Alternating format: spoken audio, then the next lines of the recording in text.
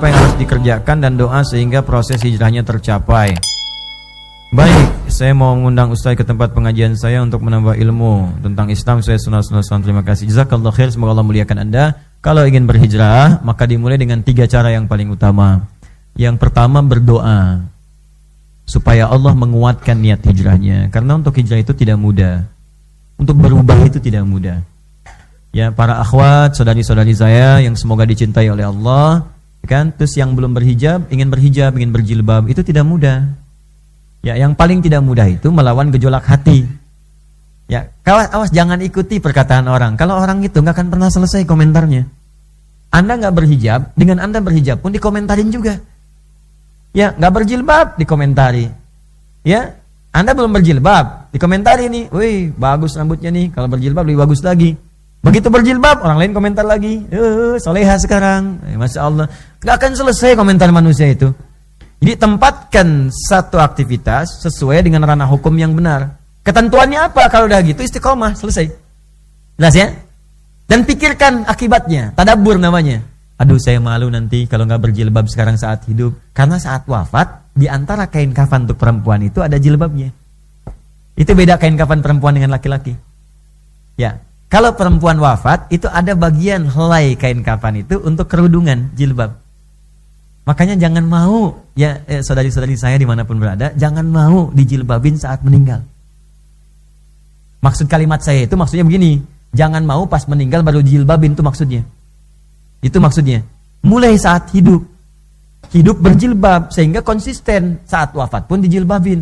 Kan jadi aneh, hidup tidak berjilbab, wafat dijilbabin. Jangan bikin malaikat bingung. Kamu siapa? Sekarang berjilbab, cie-cie. Wah, capek itu, kasihan.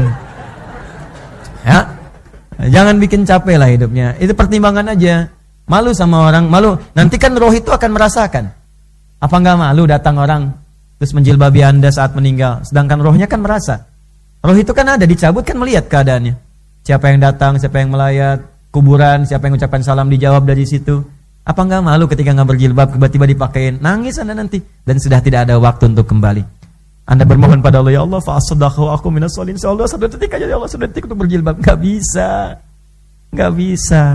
Kamu akan pulang. Sekarang selesai. Tuh. Ya, jadi berdoa dulu supaya dikuatkan oleh Allah. Dengan doa itu nanti mantap hati. Kalau sudah mantap hati, yang kedua, cari guru untuk membimbing. Gurunya yang benar. Ya. Kamu hijrah, pengen pahala paling besar enggak? Jian, bom tuh depan itu tuh. Waduh, udah. Nah, itu tinggalkan. Seperti itu jauhi. Ya, cari guru yang baik. Guru yang baik itu siapa? Cirinya gampang. Guru yang mengajak pada nilai keislaman yang benar. Islam itu damai, Islam itu tenang, Islam itu tentram, Islam itu baik. Itu kata dasarnya. Islam itu patuh, tunduk kepada Allah. Jadi ketika dia ngajak, yuk sholat, belajar dengan baik. Ya, kasih ilmunya, begini cara ilmu sholat yang baik. Yuk berbakti pada orang tua, gini caranya. Yuk bertetangga yang baik. Yuk dengan teman-teman yang baik. Yuk kemudian cari berkata yang tutur baik. Itu guru yang benar. Jangan sampai Anda hijrah, belajar, pulang-pulang dari situ pandai mencaci, pandai mencela. Sekarang saya agak bingung ya, demi Allah saya katakan saya bingung sejak saya pulang ke Indonesia.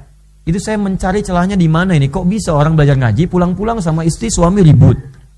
Ada yang sampai pisah juga. Ini belajar apa gitu. Zaman Nabi dulu orang terpisah itu disatukan. Orang sekarang ada yang belajar pulang ke rumah jadi pisah. Dengan tetangga jadi ribut, jadi nggak kenal tetangga. Aneh saya, tetangga kok masa gitu? Ya. Biasanya kan baik gitu. Ya. Nah, jadi cari guru. Yang ketiga, buat prioritas amalan. Jangan lompat-lompat dulu. Buat prioritas dulu. Pelan-pelan aja, nikmati aja pelan-pelan. Toh orang Badui juga di hadis Muslim datang kepada Nabi, bahasanya ringan. Ya Rasulullah, bima makna alimni amalan basitan yudkhilul jannah. Ya Rasulullah, ajarkan padaku ilmu yang sederhana aja, yang penting saya masuk surga. Tuh, pintar kan? Modal dikit keuntungan pengen banyak. Ya Allah yang sederhana aja ya Rasulullah, yang penting masuk surga. Maka ya Nabi diajarkan, sudah cukupkan dengan yang fardu, nih salat fardu. Gak usah kerjakan kecuali kalau pengen tatawu, illa antatawwa, kalau pengen sunnah. Nih zakat, kalau pengen sunnah infak. Apa kata orang ini? Ya Rasulullah, saya akan iltizam, komitmen dengan yang fardu. Saya nggak akan kerjakan yang sunnah.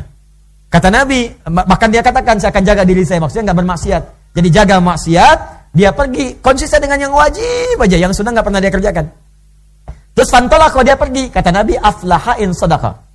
Au dakhalal jannah in shadaqa. Kalau benar komitmen dengan perkataannya masuk surga dia. Surga. Dia kerjakan yang fardu aja, sunnah enggak dikerjakan. Puasa sunnah enggak pernah, salat sunnah enggak pernah, tapi catatan hindari maksiat. Karena setiap bermaksiat pahala ditarik untuk menutup dosa. Orang ini kan tinggal di padang pasir. Kalau di padang pasir mau maksiat bagaimana? Mau zina enggak ada yang dilihat unta. Unta emang kan enggak pakai baju. Apa yang dilihat siapa? Yang dilihat unta, padang pasir lagi. Jadi maksiatnya tipis. Ente pengen ngikutin, mustahil. Karena kita tinggal di lingkungan seperti ini tiap hari, maksiat kelihatan, terdengar. Gibah di setiap tempat. Sekarang gibah masuk ke rumah. Dikemas dengan kemasan yang bagus. Masuk ke TV, ada acara, ada ini, dinikmati juga. Bahkan dihitung, kapannya jadwal acaranya. Cita-cita surga tapi menikmati maksiat kan bahaya gitu. Jelas ya? Nah, jadi bikin prioritas, sholat dulu. Sholat udah bagus, naik puasa. Ya, ilmunya diisi. Senin dulu, nggak apa-apa, biasanya nggak kuat, sekuatnya dulu. Sampai zuhur, buka, terus ke asar, nggak apa-apa, bukan aib kok. Bukan aib, nggak ada masalah, bukan aib. Bukan aib, jangan dipaksain. Tiba-tiba sampai maghrib, berjuang, syahid. Terus pingsan, terus orang bilang, gara-gara kamu puasa yang disalahin. Ya sampai maghrib, besok selesai, alhamdulillah, konsisten dulu Senin, jangan nambah Kamis dulu. Begitu enak, masuk Kamis. Belajar ilmunya lagi. Ada puasa apa lagi? Ayamul Bid. 3 hari pertengahan bulan 13, 14, 15 kan? Ada puasa apa lagi? Puasa Daud. Sehari puasa, sehari enggak, ikuti. Tapi ilmu dipelajari lagi. Jangan nyimpulkan sendiri. Oh, kalau ada puasa Daud berarti ada sholat Daud. Subuh sholat, zuhur tidak. Asar sholat, maghrib tidak.